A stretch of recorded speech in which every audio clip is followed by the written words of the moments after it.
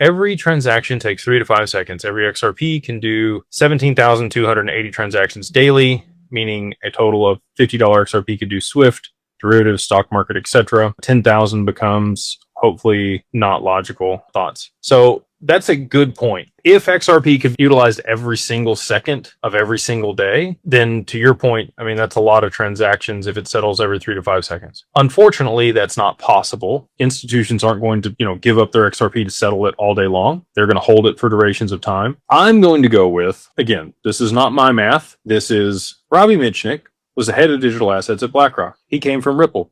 While he was at Ripple, he created a calculator that shows how XRP could get to $10,000. In his calculator, he actually had a metric or an input for how many times that XRP could be used per day. His limit in the calculator, Robbie Mitchnick, the guy that worked for BlackRock and Ripple, that built the calculator, was 10 times a day that an XRP could be used. That was the maximum number. How did he come to that number? I don't know. Okay. So that's far less than 17,280 times a day. Not to say that it can be used more than 10 times a day, but I think on average, the aggregate total of XRP will be used far less than 10 times a day. Somewhere between 3 and 5 times a day might be the maximum number of times that you would see the same XRP being used. And also, depending on how much XRP is available at any given time through the DEX to be able to settle all this stuff and what's on the open market, the supply could be constricted significantly if people wanted to hold it on their balance sheet. I think that certain entities and people participating with XRP would be advocates for locking it up. So the more times that XRP is used as collateral, maybe like for the derivatives market or a prime broker using it to back things, then there's not going to be a whole lot of XRP available. And some of it might be locked up in DeFi protocols or liquidity pools or AMMs or all these other mechanisms on the network that are going to provide liquidity for certain situations.